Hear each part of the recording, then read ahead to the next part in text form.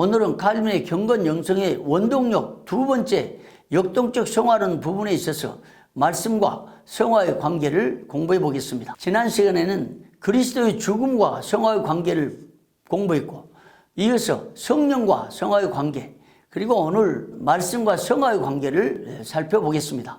칼빈은 성경이 하나님의 말씀이라는 것을 전적으로 확신하면서 그의 신학을 출발했고, 그의 저술과 강의와 설교와 목회, 그리고 종교개혁을 단행했습니다. 그런 확신 가운데서 모든 그리스도인은 그 안에서 유익을 얻을 수 있다고 본 것입니다. 삶의 지침이 되는 것들이 성경 안에 담겨 있기 때문이었습니다. 칼빈은 우리 삶과 관계된 모든 것들이 성경 안에 다 담겨 있다고 본 것입니다. 칼빈에 의하면 말씀은 그리스도인의 삶의 거울이었고 영혼의 양식이었습니다. 말씀은 우리의 영적 건강을 위해서 언제나 어디서든지 항상 사용해야 할 영혼의 의약품과 같은 것이었습니다. 의사는 환자들의 질병에 대해서 각종 진단과 처방을 내립니다. 마찬가지로 하나님의 말씀은 우리의 영적 상태를 정밀하게 진단할 수가 있습니다. 말씀은 우리 영혼 속에 숨겨진 각종 악한 것들에 대해서 적절한 처방을 내릴 수가 있습니다. 칼빈은 하나님의 말씀이 우리 영혼을 위해서 모든 것을 할 수 있다고 봤습니다. 그런 말씀의 사역이 우리 영혼을 성화로 이끄는 안내자라고 본 것입니다. 칼빈에 의하면 하나님의 말씀은 우리 영혼에 있는 악한 근성보다 훨씬 더 강력한 힘이 있다고 봤습니다. 그렇기 때문에 말씀은 우리 육체의 거칠은 부분과 우리 영혼 속에 담겨진 악한 세력들을 강력하게 통제할 수 있는 것입니다. 시편 17편을 주석하면서도 칼빈은 말씀이 우리 삶의 모든 것을 통제할 수 있다고 보았습니다. 우리 삶 속에서 말씀처럼 강한 영향력은 없다고 한 것입니다. 그렇기 때문에 말씀은 우리 삶에 있어서 가장 강력한 절제 규칙이 된 것입니다. 이런 원리는 칼빈 이후에 활동했던 청교도들과 영성의 거장들이 종종 사용했던 방식입니다. 그들은 말씀의 능력으로 삶의 유혹을 뿌리쳤고, 말씀을 암송하고 또 말씀의 인도를 받기 위해서 말씀을 집중하면서 삶을 다스려 나갔던 것입니다. 그들은 하나님과 교제를 통해서 하나님의 말씀을 떠올리며 말씀 속에 역사하시는 성령의 능력으로 그들의 영혼을 해롭게 하는 악한 근성들을 물리쳐 이겼고 말씀으로 승리했습니다. 말씀이 우리 영혼 속에 역사하셔서 성령을 통해서 성화로 우리를 이끌어 간다고 하는 것입니다.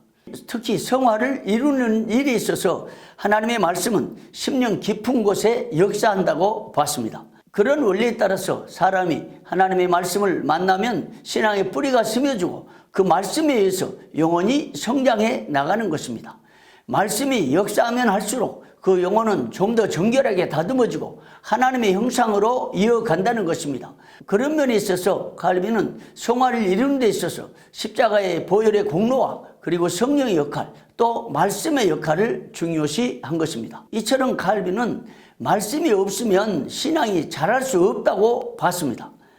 말씀이 심령 속에 뿌려질 때 싹이 나고 자랍니다. 그래서 칼빈은 제네바 시민들에게 동의하라고 요구했던 신앙 고백의 첫 항목에서 다음과 같은 말씀을 강조했습니다. 먼저 우리는 우리 신앙과 종교의 규칙으로 오직 성경 말씀만 따르기를 바란다고 항변한다. 우리는 영적 통치를 위해서 주님의 명하신 그대로 가감없는 이 말씀을 통하여 우리가 가르침을 받은 것 외의 어떤 교리도 감히 받아들이려고 하지 않는다. 그런 식으로 칼빈은 신앙과 생활의 전체 규범이 하나님의 말씀에 있다는 확신을 늘 강조했습니다. 그는 성화의 표준을 말씀에서 찾은 것입니다. 그는 말씀의 교훈이 완전하기 때문에 우리 신앙에 흠결이 있는 것은 성경에 대한 우리의 무지의 탓이라고 했습니다. 말씀은 정금처럼 전혀 흠결이 없습니다. 그렇기 때문에 거룩한 삶의 비결은 말씀을 따라 사는 것이라고 한 것입니다. 참 성화의 방편도 말씀에 있는 것입니다. 따라서 늘 말씀을 가까이 하고 그것을 삶의 원칙과 규범으로 삼아야 하는 것입니다. 그렇게 살기로 결심을 하면 하나님은 친히 삶을 인도해 주신다고 하는 겁니다. 이에 대해서 칼빈은 이렇게 말합니다. 우리가 만일 하나님의 말씀이 가르치는 대로 살아가기로 결심하였다면, 그래서 항상 말씀에서 삶의 규범을 찾는다면 하나님은 우리를 의심의 늪에 그냥 버려두지 않고 모든 공경과 어려움에서 끌어내어 좋은 결말을 맞게 하실 것이다. 우리가 말씀에 기초하고 그 말씀을 의지하고 살 때 성화에 이를 수 있는 것입니다. 말씀을 떠나면 하나님을 기쁘시게 할 수가 없습니다.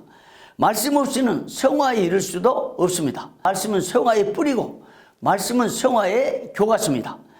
그러기에 우리는 늘 말씀에 우리 자신을 구속시켜야 됩니다. 우리 영혼을 말씀에 묶어야 됩니다.